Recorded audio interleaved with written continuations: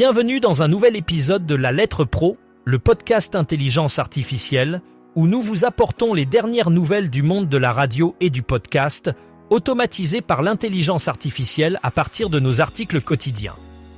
Je suis Brulatour, le rédacteur en chef de La Lettre Pro.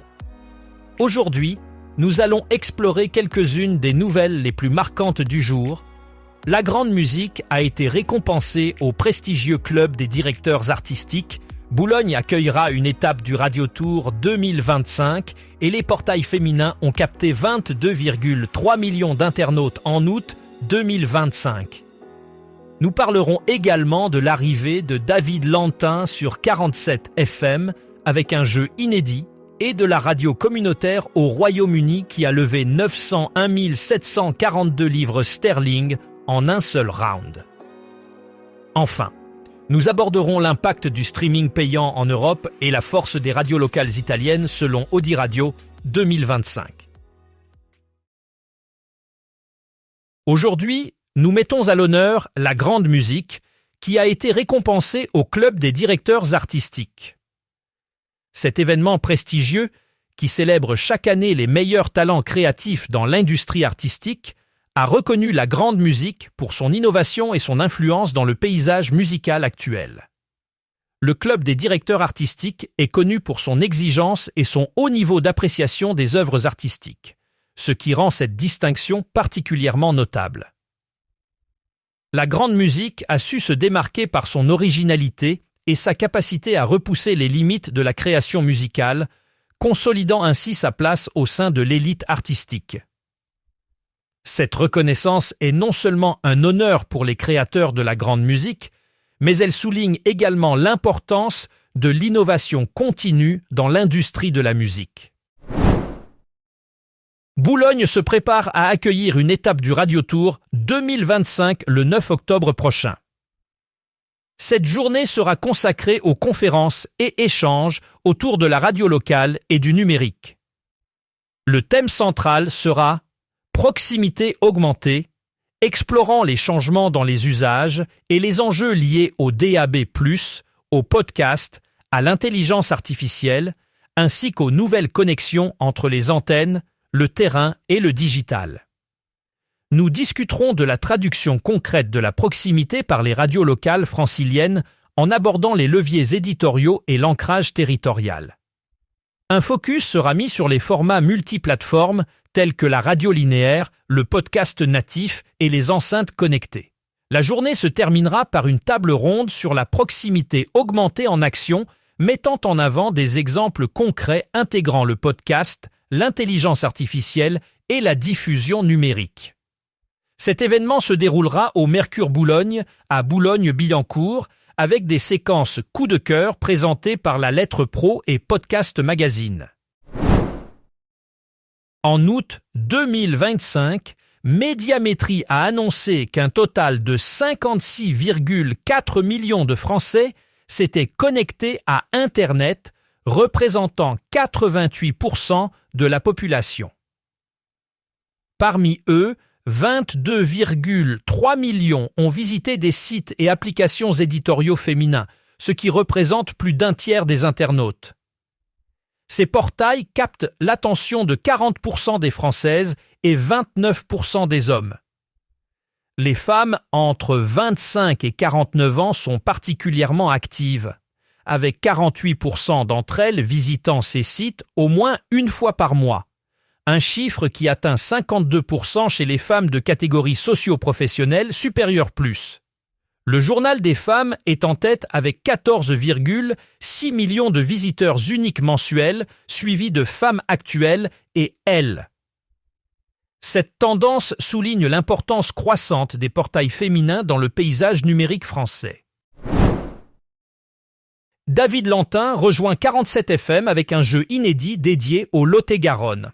Ce nouveau programme, qui sera diffusé sur les ondes de 47 FM, vise à mettre en lumière les richesses culturelles et historiques de cette région. Le jeu propose aux auditeurs de participer à des quiz et des défis qui les amèneront à découvrir ou redécouvrir le Lot-et-Garonne sous un nouvel angle. En plus de divertir, L'émission a pour objectif de renforcer le lien entre la station et ses auditeurs en ancrant son contenu dans le territoire local. Grâce à son approche interactive, ce jeu promet de captiver un large public tout en valorisant l'identité régionale. David Lantin, connu pour son aisance à l'antenne et son enthousiasme communicatif, apportera une touche personnelle à cette émission qui s'annonce déjà comme un rendez-vous incontournable pour les habitants du Lot-et-Garonne. La radio communautaire au Royaume-Uni a récemment levé un montant impressionnant de 901 742 livres sterling en un seul round de financement. Cet exploit financier souligne l'importance et la vitalité de la radio communautaire dans le paysage médiatique britannique. Ce type de radio, souvent géré par des bénévoles, joue un rôle crucial en offrant une plateforme aux voix locales et en renforçant le tissu social des communautés. Le financement obtenu permettra de soutenir les opérations quotidiennes, d'améliorer l'équipement et de développer de nouveaux programmes qui répondent aux besoins spécifiques des auditeurs locaux. La somme récoltée est le reflet de l'engagement et du soutien des communautés envers leurs stations de radio locales, qui continuent d'être un pilier essentiel de l'information et du divertissement de proximité. Ce succès montre également l'importance des initiatives de financement participatif et des campagnes de soutien communautaire pour assurer la pérennité de ces médias.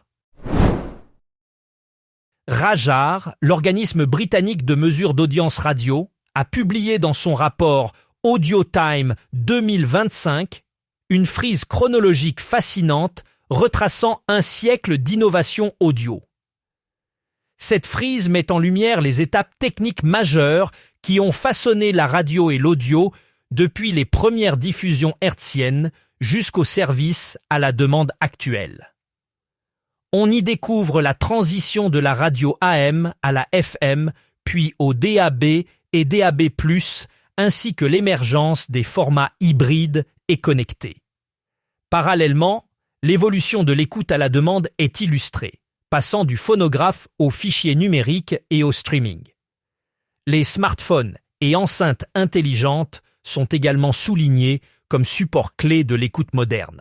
Cette représentation visuelle met en perspective la capacité de la radio à s'adapter et à maintenir sa pertinence dans un paysage audio en constante évolution, dominé par la convergence entre diffusion linéaire et consommation digitale. Selon une récente étude menée par Radiocentre, le retour sur investissement, ou ROA, de l'audio dépasse désormais la moyenne de tous les autres médias. Cette performance remarquable s'explique par l'impact croissant de la publicité audio, qui séduit un public toujours plus large et diversifié.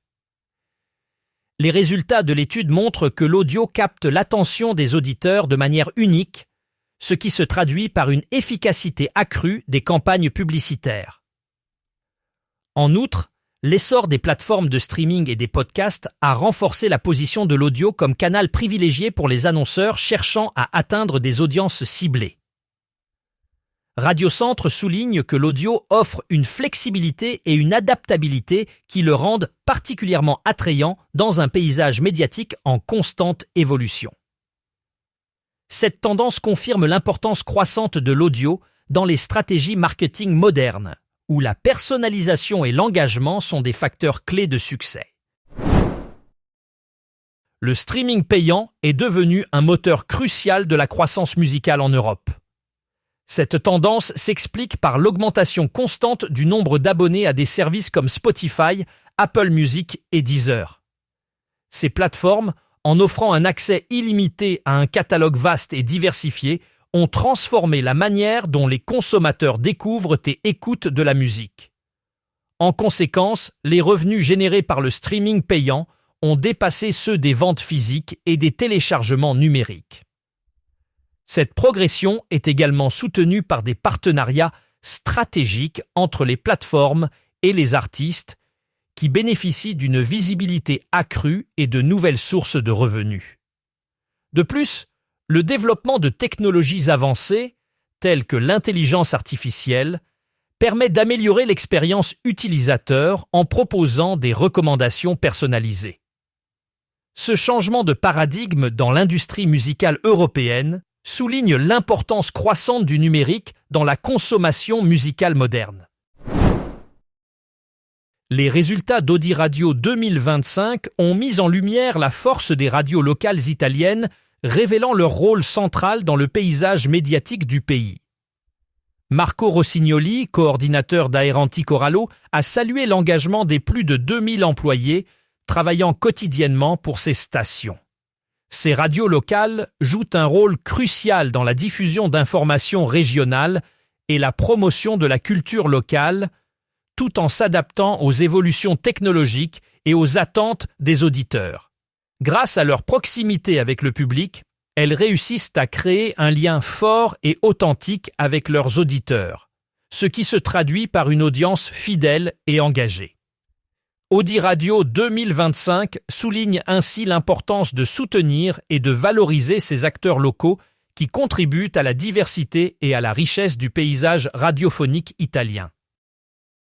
Merci d'avoir écouté cet épisode de La Lettre Pro, le podcast Intelligence artificielle. Pour en savoir plus sur ces sujets, rendez-vous sur le site lalettre.pro. Vous pouvez également vous abonner à notre newsletter quotidienne pour ne rien manquer de l'actualité. À demain pour un nouveau résumé des nouvelles du jour.